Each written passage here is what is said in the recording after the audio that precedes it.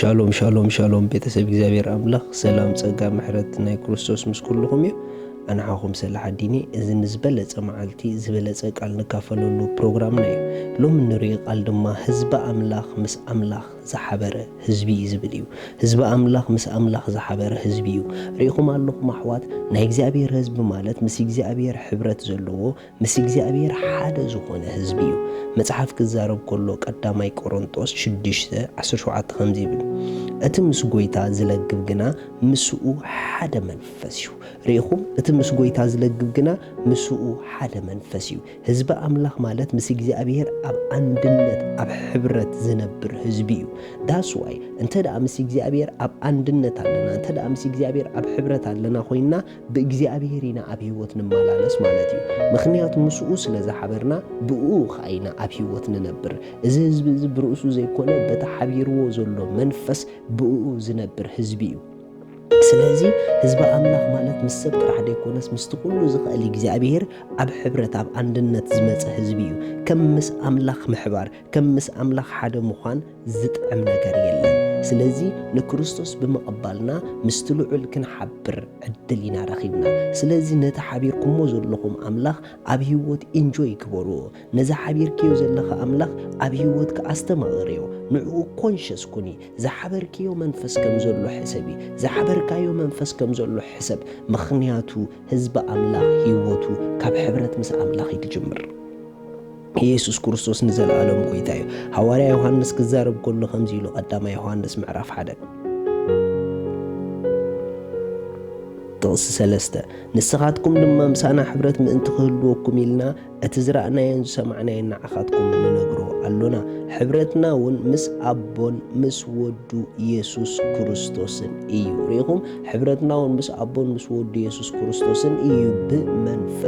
ብመንፈሱ ምስ ኣቦን ምስ ወዱን ሕብረት ጌርና ኢና ስለዚ ደስ ይበልኩም ኣብ ህይወት ዝሓበርኩሞ ኣምላኽ ከም ዘሎ ክትሓስቡ እንተደኣ ጀሚርኩም በዚ ሕብረት እዚ ኣብ ህይወት ክንመላለስ እንተደኣ ጀሚርና ኣምላኽ ኣብ ህይወትና ርእሱ ክገልጽ ክጅምር እዩ ምክንያቱ ኩሉ ግዜ ሓደ ነገር ሕሰቡ ምስ እግዚአብሔር ኣብ ሕብረት ከም ዘለኹም ምስ እግዚአብሔር ኣብ አንድነት ከም ዘለና ንሕሰብ ነዚ ብዝሓሰብናዮ መጠን ኢና በቲ ናይ ኣምላኽ ቅድስና በቲ ናይ ኣምላኽ ጽድቂ በቲ ናይ ኣምላኽ ሓይሊ ብኡ ኣብ ላይፍ ክንመላለስ ንጅምር ምክንያቱ ኣምላኽ ብኡ ንኽንነብር ምስኡ ከም እናሓብር ጌሩና እዩ ስለዚ ህይወት ኣምላኽ ኣባና ክርአ ንሕና ምስ ኣምላኽ ሓደ ኮይንና ሓቢርና ኢና እግዚአብሔር ኣምላኽ ብወዲ ኢየሱስ ክርስቶስ ናብ ሕብረቱ ይጸውዕና ስለዚ ደስ ይበልኩም ህዝቢ ኣምላኽ ማለት ምስ እግዚአብሔር ዝሓበረ ምስ እግዚአብሔር ሓደ ዝኾነ እዩ ኢየሱስ ካብቲ ሓደ ድጸልየልና ጸሎት ቅድመ ምዕራጉ ከምቲ ኣነ ምሳኻ ሓደ ዝኾንኩ ንሳቶም ድማ ምሳና ኢሉ ሪኢኹም ኢየሱስ ስለ ሕብረት ይጸልይልና ስለ አንድነት ይጸልይልና ነዚ ድማ እሱ ባዕሉ መንገዲ ኮይኑ ናብ ሕብረት ታምፂና እዩ ስለዚ ሎማ ሓደ ነገር ሕሰቡ በይንኹም ዘይኮንኩም ዘለኹም ምስ ተሓቢርኩሞ ዘለኹም ኣምላኽ ምስኡ ከም ዘለኹም ሕሰቡ እግዚአብሔር ካባኹም ከም ርሑቕ ጌርኩም ኣይትረኣይዎ ኖ እግዚአብሔር ምሳኹም ሓደ ኮይኑ እዩ እግዚአብሔር ካብ እስትንፋስኩም ቀረባ ኮይኑ እዩ ምስ እግዚአብሔር ኦሬዲ ኣብ ሕብረት ኣትይኹም ኢኹም ነዚ ሕብረት ድማ ምስ መንፈስ ቅዱስ ሕብረት ብምግባር ኩሉ ግዜ ኣብ ህይወትና ክንገልጾ ይግበአና እዩ ኣምላኽ ሰማይ ምሳኹም እዩ ሻሎም ስለዚ ሎሚ ንጎይታና ኢየሱስ ክርስቶስ ኣብ ህይወትኩም ወሲንኩም ክትቀበልዎ እትደልዩ እታ ኣብኡ ዘላ ናይ ዘለዓለም ህይወት ክትቀበልዋ እትደልዩ እዛ ጸሎት እዚኣ ጸልዩ እግዚአብሔር ኣቦ ስለ ወድኻ ኢየሱስ ክርስቶስ የመስግነካ ኣለኹ የኣምን ኣለኹ ኢየሱስ ክርስቶስ ስለ ኃጢአተይ ከም ዝተሰቕለ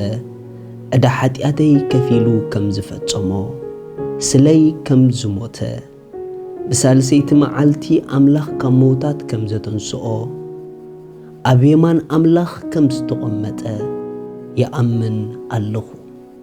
ኢየሱስ ክርስቶስ ናይ ህይወተይ ጎይታ እዩ ኢየሱስ ክርስቶስ ኣምላኸይ መድሓኒየይን እዩ ካብዛ ሰዓት ንክርስቶስ ብምቕባለይ ሓድሽ ፍጥረት ውሉድ ኣምላኽ ኮይነለኹ መንፈስ ቅዱስ ብሽም ኢየሱስ በእምነት ናብ ውሽጠይ ይቕበለካ ኣለኹ ኣሜን እዚኣ ጸሎት ድጸለኹም ብጣዕሚ እኳ ሓጎሰኩም በዚ ብታሕቲ ዘሎ ኣድራሻና ኮንታክት ግበሩና ኢኹም ሰድለይኩም ሓገዝ ክንልእኸልኩም ኢና ሻሎም